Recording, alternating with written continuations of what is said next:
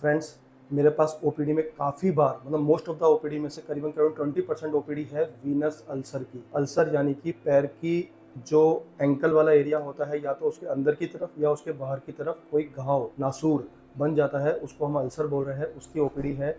ये पेशेंट को कोई ना कोई वीनस डिजीज होती है जिसकी वजह से अल्सर बन जाते हैं। आज मैं आपको इसी तरह के एक पेशेंट, इनफैक्ट मैं बोलता हूँ चलो 2 पेशेंट के बारे में मैं आपको बताऊंगा जिनको हमने डिफरेंट तरीके से ट्रीट किया। दोनों पेशेंटों का करीबन हिस्ट्री 6 से 9 महीने पहले की है, और इन दोनों पेशेंटों में क्या डिफरेंस था, कैसे इनके मैनेजमेंट में फ़र्क था, वो मैं आपको बताऊंगा। इस चैनल को सब्सक्राइब करिए ताकि आपको और भी इस तरह की अच्छी इन्फॉर्मेशन की जानकारी मिल सके और रेगुलर अपडेट्स मिल सके। तो दोस्तों, मैं आता हूँ अपने पहले पेशेंट पे। मेरा पहला जो पेशेंट था वो अपने अंदर की साइड यानी कि एंकल के अंदर की साइड एक अल्सर लेके आया था। पैर में नीचे की साइड थोड़ा कालापन था। करीबन 55 साल की आसपास की एज रही होगी। थोड़ी थोड़ी स्वेलिंग भी आ रही थी, और उस जो अल्सर था उसमें पेन था, उसको चक्के मार चलते थे, न्यूरोप्रेक्सिया की कंप्लेन थी। तो हमने उसके साथ क्या किया, सबसे पहले हमने उसको एवेल्यूएट करना उचित समझा। तो दोस्तों, इस पेशेंट का मैंने डॉपलर किया। मैंने देखा कि इनका जो पैर की कुछ वॉल्व डैमेज है, तो इसको typical varicose vein chronic Venus insufficiency की प्रॉब्लम थी, और ये ग्रेड 6 डिजीज थी। अगर हम क्रोनिक वीनस इनसफिशिएंसी के स्पेक्ट्रम को समझे तो ग्रेड 6 डिजीज थी। हमने इस पेशेंट के साथ क्या किया, हमने सबसे पहले इस पेशेंट के उस अल्सर को बिल्कुल क्लीन किया, हाइड्रोजन परऑक्साइड से क्लीन किया। पैर बहुत गंदा हो रहा था, थोड़ा सा पेरीफेरी से आया हुआ पेशेंट था, पैर बिल्कुल गंदा हो रहा था, उसको बिल्कुल क्लीन किया। क्लीन करने के बाद हमने उसको पहले एक 4 लेयर ड्रेसिंग होती है, उस 4 लेयर ड्रेसिंग को हमने उसको बांधा, और हमने उसको बोला कि चलिए अपन 7 दिन बाद 5 से 7 दिन बाद आपको वापस आना है, और हम 4 लेयर ड्रेसिंग को उतारेंगे और उसके बाद देखेंगे कि इसका रिजल्ट क्या रहा। तो मैं इस टाइप के पेशेंट को पहले ट्रायल पे डालता हूँ। इसके 2 फायदे हैं। पहला तो या तो उसको फ़र्क पड़ जाएगा तो बहुत अच्छी बात है, अगर उसको फ़र्क नहीं पड़ेगा तो कम से कम वो स्टॉकिंग्स पहनने की और इस तरह की आदत उसमें डेवलप हो जाएगी। पेशेंट को 24 घंटे कंप्रेशन दिया, जिसकी वजह से उसका अल्सर का साइज़ पहले से छोटा हुआ। हमने दूसरे वीक फिर उसकी ड्रेसिंग कंटिन्यू की।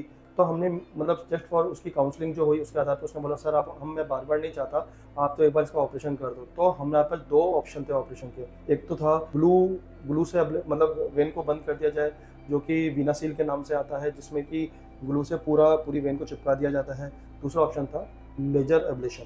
तो दोस्तों, इसमें हमने लेजर एब्लेशन किया। लेजर से उसके मेन जो जीएसवी थी उसको हमने एब्लेट किया, और साथ में उसके काफ़ी परफोरेटर्स इनकॉम्पिटेंट थे जो कि ब्लड को रिफ्लक्स दे रहे थे, उसको भी हमने एब्लेट किया। काफ़ी टाइम मतलब मीन्स उसके करीबन 1-1.5 महीने बाद पेशेंट को हमने देखा तो उसका अल्सर तो खैर काफ़ी हद तक हील हो चुका था, एंड उसके जो सिम्टम्स थे कि उसको जो हैवीनेस रहती थी, पैर में दर्द रहता था, वो पूरी तरह से रिजॉल्व हो गया। उसको बस मेरी काउंसलिंग यही रही कि आपको स्टॉकिंग्स पहननी है हमेशा, क्योंकि आपकी जो उसी से इसके रिकरेंस को हम रोक सकते हैं, और वो बेटर वे भी रहेगा। लाइफ स्टाइल चेंजेस हमने उसको बताए, कुछ बेसिक जो डेफ्लॉन या और कोई टैबलेट्स थी, उस तरह की टैबलेट्स हल्के फुल्के बहुत शॉर्ट ड्यूरेशन के लिए थी, उसको लाइफ स्टाइल मॉडिफिकेशन बताए। इस पेशेंट को हमने इस तरह से डील किया। दोस्तों, अगर आपको मेरे इस वीडियो से किसी भी प्रकार के कोई प्रश्न आपके दिमाग में आ रहे हो तो आप पूछ सकते हो, या फिर नीचे दिए गए कॉन्टैक्ट नंबर पे भी अपनी रिपोर्ट्स, अपने सिम्टम्स आदि को आप मैसेज कर सकते हो, ताकि मेरे को आंसर देने में बड़ी आसानी से मैं दे पाऊँ। दोस्तों, दूसरा पेशेंट जो आया वो उसमें एक बहुत सरप्राइजिंग चीज़ थी। ऑलमोस्ट सेम अल्सर था, इसका अल्सर भी अंदर की तरफ था। करीबन ये 40 ईयर्स के आसपास का पेशेंट था। इस पेशेंट में क्या हुआ, इसकी रिपोर्ट में भी वेरिकोज वेन बता रखा था। जब ये मेरे पास आया तो एज यूजुअल मैंने बोला कि मुझे किसी और के डॉपलर पर विश्वास नहीं होता है। मैंने इसका डॉपलर भी खुद ने फिर से किया। एक बहुत ही सरप्राइजिंग फाइंडिंग इसके आई, जो कि इसकी जो डीप वेन्स थी, अंदर की वेन्स थी, यानी कि मैं फिर बोलूँगा, मैं प्राइमरी वेरिकोज वेन और सेकेंडरी वेरिकोज वेन पे एक वीडियो बना चुका हूँ। आप इस लिंक पे जाके उस वीडियो में इसका डिफरेंस समझ सकते हैं। तो इस पेशेंट को क्या हुआ, इस पेशेंट की जो डीप वेन्स थी उसमें कभी न कभी इसके पहले कोई फ्रैक्चर हुआ था। इसकी हिस्ट्री मैंने पूछी तो फ्रैक्चर हुआ था, उस समय काफ़ी टाइम बेड रिडन रहा था।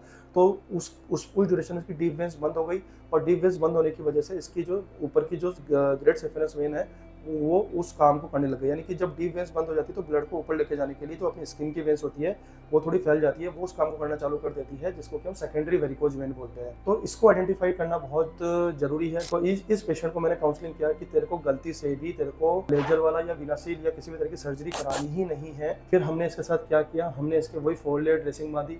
करीबन 6 एपिसोड तक हमने इसके 1.5 महीने तक हमने इनकी 4 लेयर ड्रेसिंग की।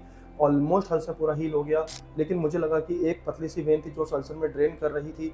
मैंने उसकी स्क्लेरोथेरेपी की, खाली उस छोटी सी पतली सी ब्रांच को हमने टेम्परेरी बंद किया, और इसका अल्सर कुछ दिनों में पूरी तरह से हील हो गया। हमने इसको बाद में इसको साथ में हमने कुछ खून पतला करने की दवाई भी दी, कुछ मेडिकेशन और भी दिया, और फाइनली इस पेशेंट को का अल्सर पूरी तरह से हील हो गया, लेकिन हमने इसको बोला कि तेरा ये अल्सर दोबारा होने की संभावना है और विश्वास करना कि तू किसी भी तरह के ऑपरेशन के लायक भी नहीं होगा। तो तेरे को क्या करना है, तेरे को मोजा पहनना ही पहनना है, स्टॉकिंग्स पहननी ही पहननी है, तेरे को लाइफ स्टाइल मॉडिफिकेशन करना ही करना है। You have no other option basically.